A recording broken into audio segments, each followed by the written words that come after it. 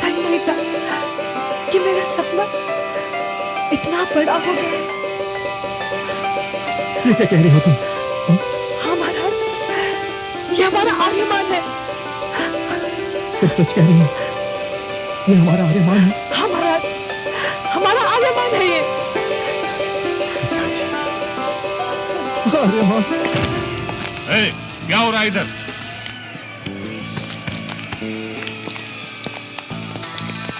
क्या तमाशा लगा रखा तुम लोगों ने? तमाशा नहीं जमादार साहब, एक बड़ी चट्टान ऊपर से गिर पड़ी। वो तो भला हो इस नौजवान का, नहीं तो बेचारी उसके नीचे दब कर मर जाती। अच्छा होता कि ये बुढ़िया मर जाती। वैसे भी ये किसी काम की नहीं है। चलो अपना काम करो।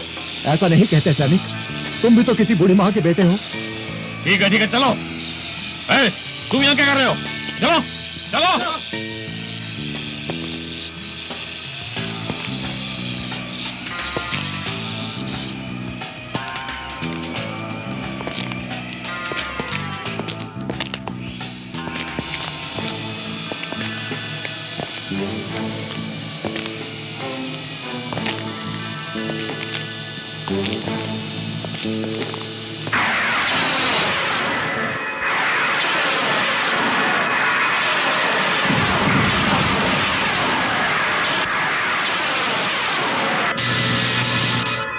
महासामंत नारक की जय हो। क्या समाचार लेके आए हो थार से पूर्वक? समाचार कुछ अच्छे नहीं हैं। तुम जानते हो पूर्वक, हमें बुरा समाचार सुनने की पहले आदत है। थार में थार की खानों के पास जो मानव भक्षी इलाका है, हाँ तो उस इलाके में आर्यमान को देखा गया। तो क्या उसे मानव भक्षियों ने खा डाला? तो इसमें बुरा क्या है पूर्वक? नहीं महासामंत नारक, समाचार बिल्कुल इसके उलट है। हमारे सैनिकों ने आर्यमान पर हमला किया था, लेकिन आर्यमान हमारे सैनिकों से कहीं ज्यादा तेज निकला। हमारे सैनिक आर्यमान के सामने ठहर नहीं पाए। तो फिर आर्यमान कहाँ है? खबर मिली है कि आर्यमान बिजली की तरह आया और बिजली की तरह गायब भी हो गया। तो यामा कहाँ है कुर्बक?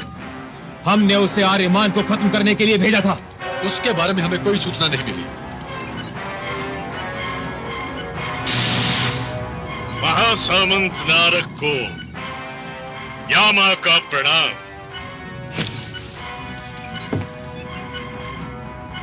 इतनी रात गए संदेश देने का मतलब यामा? खबर ही ऐसी है महासामंत, आपको मारने वाला आर्यमान इस वक्त थार के रेगिस्तान में छुपा है। भेजिए अपने खास आदमियों को और खत्म कर दीजिए उसे। तो तुम क्यों नहीं उसे मार देते? मैं महासामंत, मैं तो इस वक्त वहां से लाखों मील दूर बैठा हूं। मुझे पहुंचने में तो बहुत वक्त लग जाएगा महासामंत। तब तक तो वो फरार हो जाएगा वहां से। ठीक है, मैं अपने आदमी भेजता हूं। तुम एक काम करो यामा, तुम शीघ्र ही यहां पर आ जाओ, क्योंकि हमें एक और मौत की व्यवस्था करनी है। मैं पूरी कोशिश करूंगा महासामंत, जरूर करूंगा।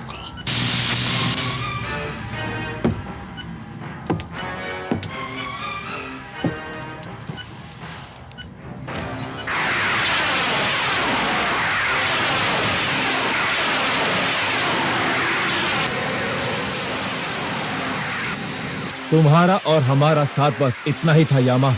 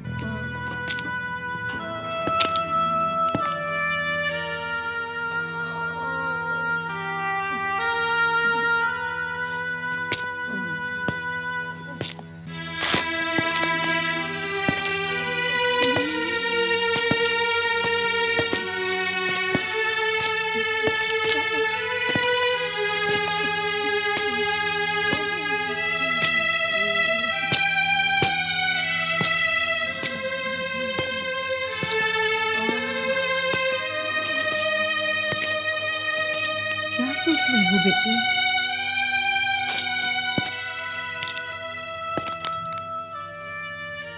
अब मैं आप लोगों को यहां इस हालत में छोड़कर नहीं जा सकता। तुम्हें जाना ही होगा बेटा। तुम्हें होशिन की बात मान लेनी चाहिए थी। हाँ बेटा, महान होशिन ठीक कहते हैं, थार की मुक्ति में ही मेरी मुक्ति है। तुम्हारा पहला कर्तव्य थार और आर्याना की मुक्ति है। तुम्हारा जन्म और जीवन केवल मेरे लिए नहीं, आर्याना की हर माँ के लिए है। ऐसा तुम देर मत करो बेटा। इससे पहले कि तारक के आदमी को तुम्हारी सच्चाई का पता चले, तुम यहां से चले जाओ। यह मेरी आज्ञा है, क्योंकि तुम बचोगे तो थार बचेगा। जल्दी करो। हाँ बेटा। पर अभी तो मैंने तुम्हें ठीक से देखा भी नहीं है मां, सेवा भी नहीं की है। उसके लिए तो सारा जीवन पड़ा है बेटा। जाओ, हमारा आशीर्वाद तुम्हारे साथ है। हाँ बेटा, जाओ। नहीं, मैं आप लोगों को अभी छुड़ाऊंगा। मैं लड़ूंगा उन लोगों के साथ। नहीं बेटा, जल्दबाजी में सारे काम खराब हो जाते हैं। तुम अभी सिर्फ अपने लक्ष्य पर ध्यान दो।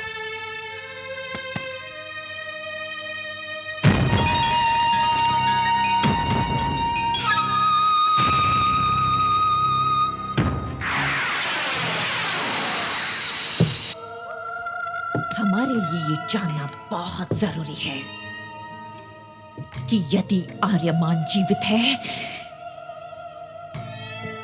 तो वो कहाँ है। वो कहीं भी हो महारानी, नारक के आदमी उसे खत्म कर ही देंगे। कहीं ऐसा तो नहीं कि आर्यमान सबकी आंखों में धूल झोंककर धार आ रहा हो। महारानी, वो थार तक तो पहुंच ही नहीं सकता। नारक के आदमी ब्रह्मांड के चप्पे चप्पे पर निगरानी कर रहे हैं,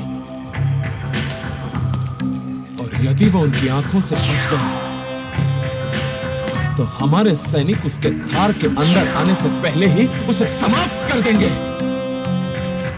आर्यमान की मृत्यु निश्चित है।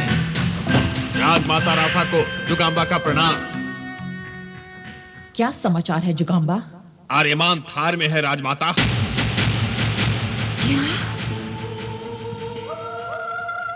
क्या बात करते हो जुगाम्बा? आर्यमान थार में प्रवेश कैसे कर सकता है?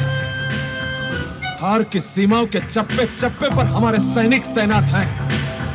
यहाँ आदमी तो आदमी, छोटा सा परिंदा तक घुस नहीं सकता, तो फिर आर्यमान कैसे आ सकता है? तुम्हें जरूर कोई गलत सूचना मिली है। क्षमा करें राजपुरोहित सुक्रांत, मैंने आर्यमान को अपनी आंखों से थारस की खानों पर देखा है, और वो महाराज जारान और अपनी माता रासा से भी मिल चुका है। क्या? शुक्रांत, इससे पहले कि आर्यमान कोई हंगामा खड़ा करे, उसे गिरफ्तार कर लो या मार दो उसे। जैसे आज्ञा महारानी। चलो जुगाम्बा।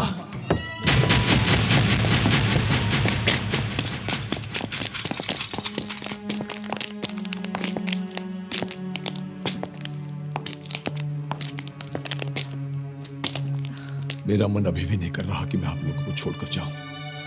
मुझे बेटा, अपनों की पीड़ा दूर करने की कोशिश तो हर कोई करता है, पर इंसान वही है बेटा जो दूसरों की पीड़ा दूर कर सके। और फिर किसी भी बड़े लक्ष्य को पाने के लिए कुछ न कुछ तो खोना ही पड़ता है। ठीक है, जैसी आप लोगों की आज्ञा। सत्य का कवच तेरे साथ।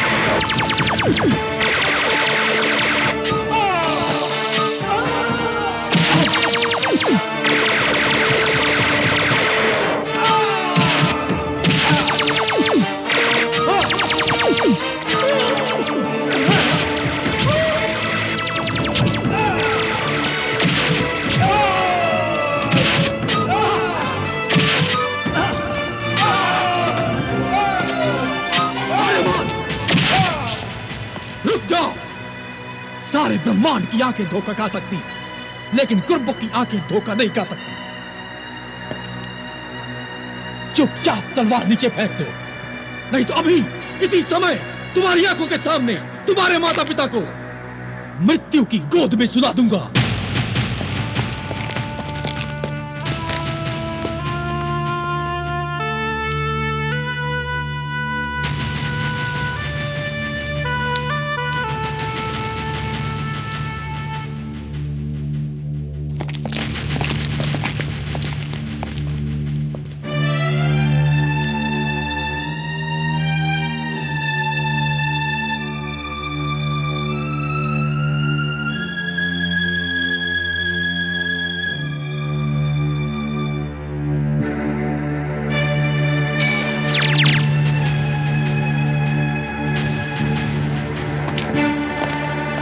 ले जाओ इसे।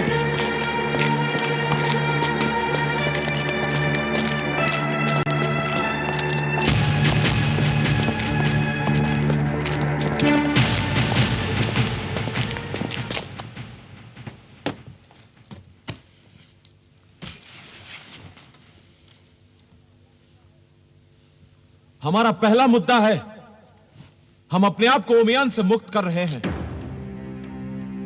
हमारा थारस जो बिना वजह ओमियान में जाता रहा है, उसे हम बंद कर रहे हैं। उसकी वजह से हमारे हिस्से में सिर्फ 25% थारस मिलता था, जबकि महासामंत नारक ने हमें 50% थारस देने का वादा किया है। और जो अधिक भाग मिलेगा उसे हम अपने खंडों में समान रूप से वितरित कर देंगे। इससे हमारा ग्रह धनवान होगा। ये तो ओमियान के सिद्धांत के विरुद्ध है। थारस के मालिक हम हैं। थारस हमारे यहां से निकलता है। यदि हम थारस देना बंद कर दें तो ब्रह्मांड में जीवन समाप्त हो जाए। इसलिए आज से जिसे भी थारस खरीदना होगा वो या तो हमसे या महासामंत नारक से थारस खरीदेगा, जिसके पास थारस का ठेका है। अगर आप लोग सब सहमत हैं तो महाराज दुर्दान इस दस्तावेज पर अपनी मोहर लगाएं। हम सहमत हैं। हम सहमत हैं। हम सहमत हैं। हम सहमत हैं। हम सहमत हैं। हम सहमत हैं। हम सहमत हैं।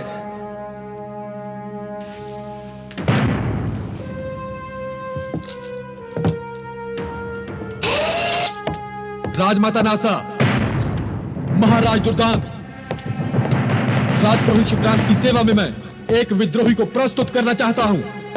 कौन है वो विद्रोही? थार की बागी महारानी रासा का पुत्र आर्यमान।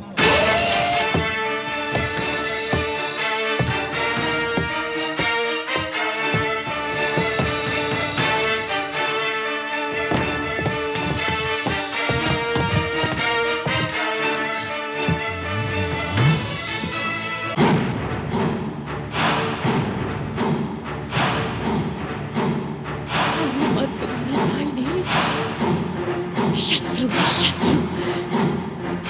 उसी के कारण तुम्हारी ये दशा हुई है।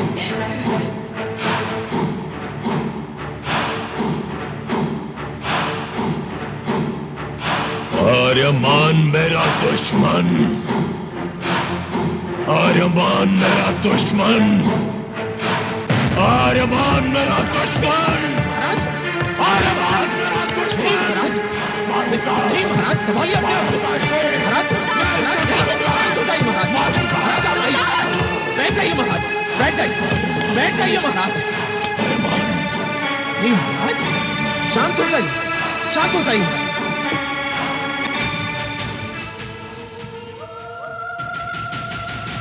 तो ये है आर्यमान।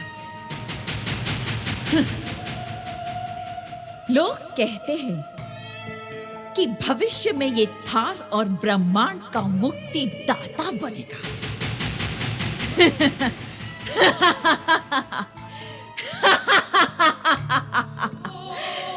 वाह कुर्बक, वाह!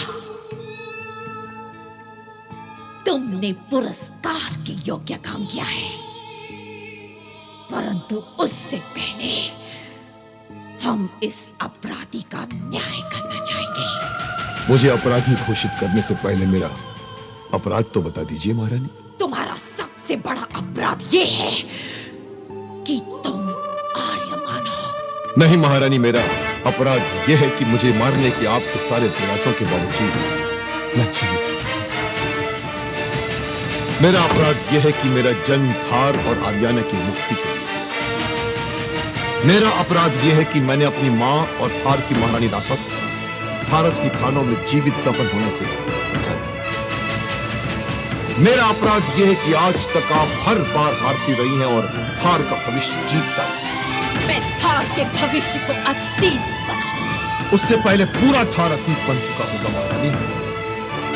लेकिन महासामंत नारद को जितना थारस निकालने का अनुबंध मिला है उससे कहीं अधिक थारस निकाल रहा है वो।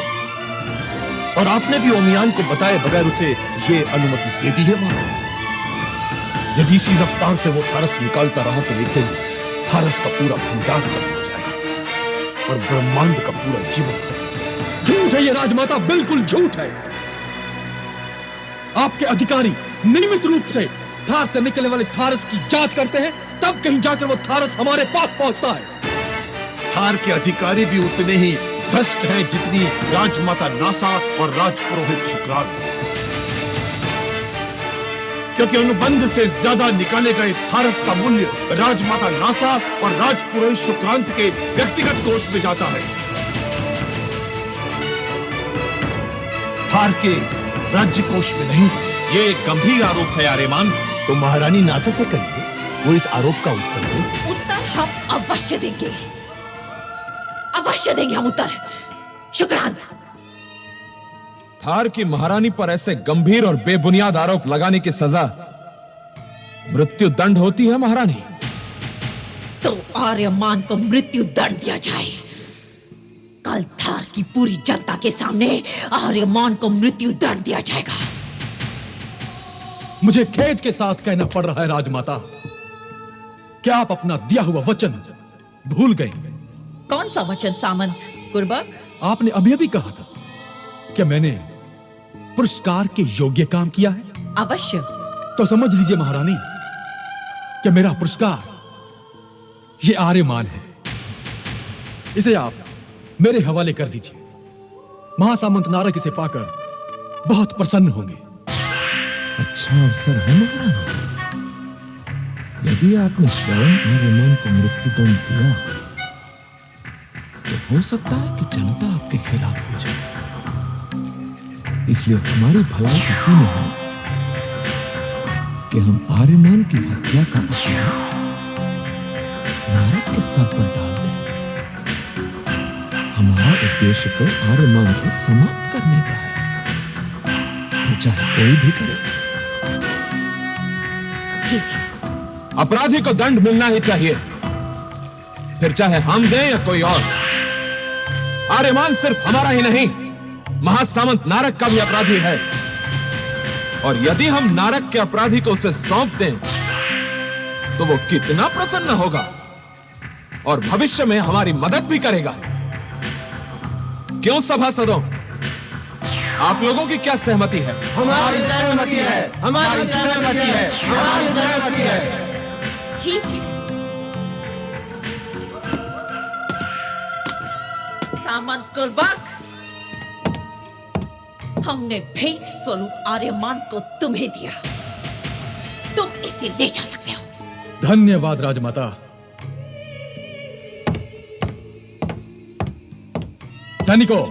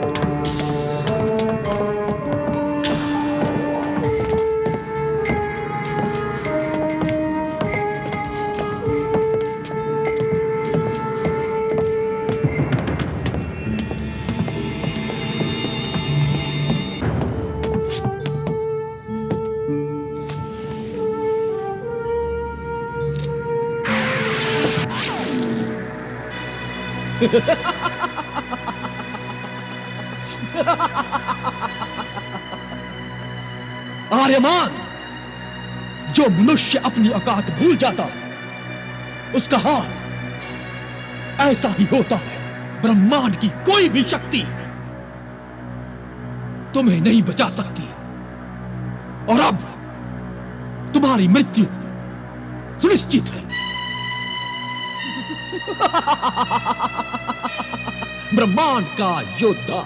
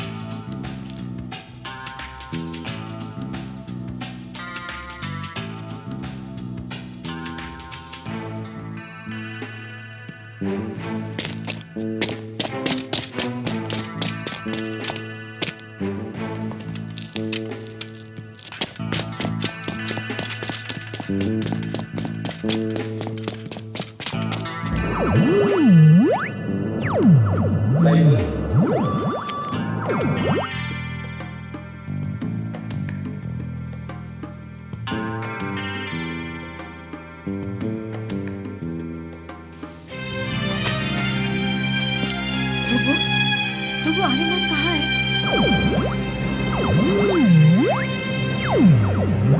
महाराज, ये क्या बोल रहा है? मेरी भी समझ में नहीं आ रहा कि ये क्या बोल रहा है। लगता है इसके यंत्र का कोई हिस्सा खराब हो गया है।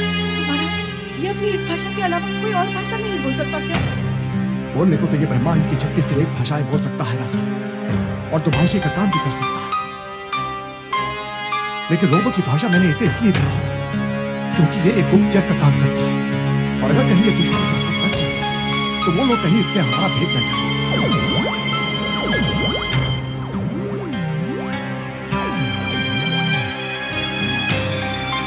हमसे कोई बहुत जरूरी बात करना चाहता है। आप इसे अभी कोई भाषा नहीं दे सकते जो हम समझ सकें? हाँ हाँ, क्यों नहीं।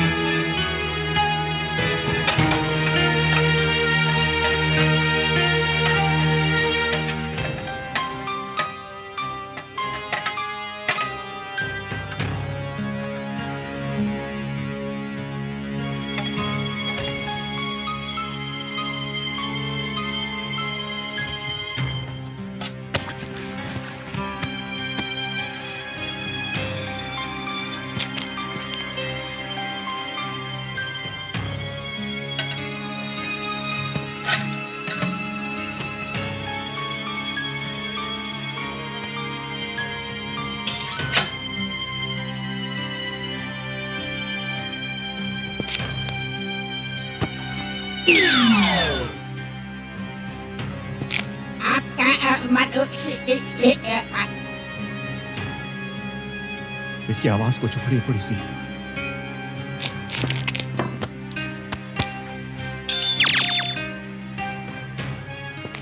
आपका शुक्रिया, आपने मनुष्य के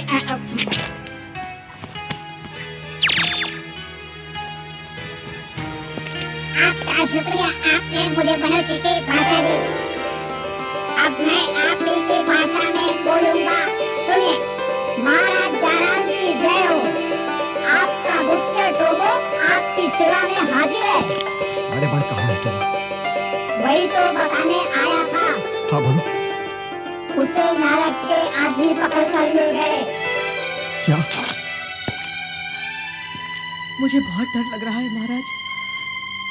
रासा, होशिन की भविष्यवाणी के मुताबिक आर्यमान नारक का संहारक है, इसलिए कहीं नारक उसे... नहीं, अब क्या होगा? टोबो, जल्दी से पता लगाओ कि वो लोग आर्यमान को लेकर कहां गए हैं। आर्यमान खतरे में है, तो वो उसे बाहर निकालेगा। शाबाश टोबो, हमें तुमसे यही उम्मीद थी। मैं उसका बड़ा भाई हूँ। तुम मेरे आर्यमान की मदद करना। चिंता ना करें महारानी, तो वो उसे अवश्य बचाएगा। बस आप मुझे आशीर्वाद दें। विजयी रहो। जा टोबो, सत्य का कवच तेरे साथ।